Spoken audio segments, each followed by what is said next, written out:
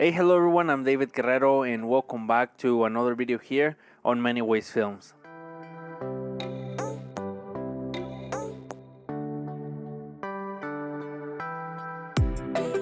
As many of you know, there's been rumors, or not so much rumors anymore, about the Nikon Z8. If this is the first time that you're watching any of my videos, and if you like this type of videos, don't forget to subscribe because there's gonna be many more videos like this coming up in the future. So thank you for being here, and we're gonna continue with the video.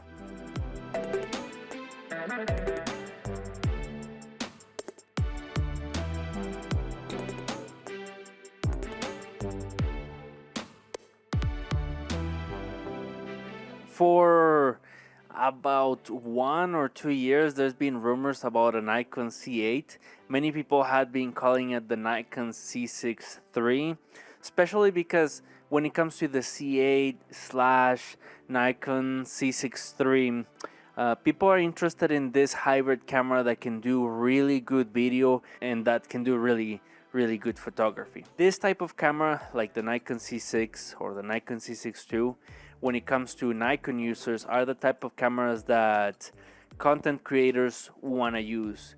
And the reason is because they have either been with Nikon for a good while and they already have Nikon glass, or they're just happy with the quality, the image, the looks that these cameras get you.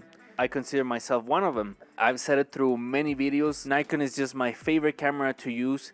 I started with Nikon, but I've tried other type of cameras. I've seen many types of footage, and to be fair, I think that in this time, like it's been said many times by me and many other people, all cameras today, any camera that is around $100 to $1,000 today is gonna give you 4K. It's gonna give you either 8-bit, maybe 10-bit video in 4K, and it's possibly gonna be able to do 60 frames per second in HD. Having that said, I think that pretty much any camera is gonna be good, because there's many affordable cameras, even GoPros, which I'm not a big fan of them for this type of videos, that will give you really nice image quality.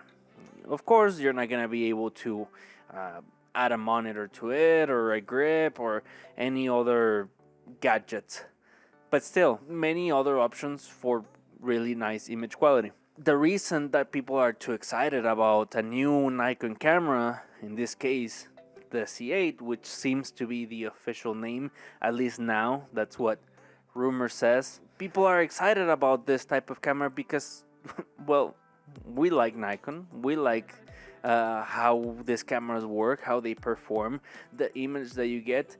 But I think that people like me want to have a little extra. Do we need it? No, I don't think so. Is it necessary to have like 8K or a camera that can do more than 30 megapixels? No, at least I don't need that. I'm really happy with my Nikon Z6 II, and if I get a new camera, in this case a Nikon Z8, I'm probably not gonna sell my Z6 II.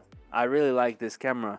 I have another camera like this one here that, as much as I love it, it doesn't give me the same results as a Nikon camera when we talk about colors and image quality. Not saying that in this case this camera, which is about $1,500, is not a good camera, or it doesn't give you nice image. No, I'm just a fan of the image that Nikon gives you. Now, we're shooting in 8-bit here, and then I'm shooting on this camera in 10-bit.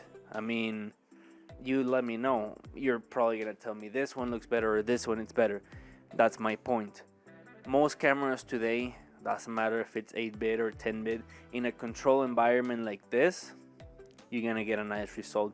Yeah, I mean, if we talk about being out there in significant weather conditions, like really strong sunlight or something like that, you're gonna want to have a camera that can do really well at night, or that can have 10 or 12-bit video. As a Nikon user, when it comes to a new camera, I don't know. I mean, there's no official release date, but I'm expecting, or at least most people are expecting, this camera to come out next year, by the middle end of 2023.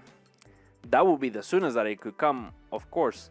To be realistic, it's probably not gonna come until 2024, but if it was to come in 2023, which I think it's possible, I don't think that Nikon really cares to release the C8 on 2023 rather than 2024. Some people say that they do because of losing sales with the C9, but people that want to get the C9 are going to get the C9, and people that are waiting for the C8 are waiting for the C8, and they're just not going to get the C9. Now, for a camera like the C8, my expectations on what type of specs are the following. I think it's going to have 4K 60. Hands down, it's going to have 4K 60. I'm pretty sure it's going to have 4K 120. And I think, listen to me, I know you're going to think I'm crazy.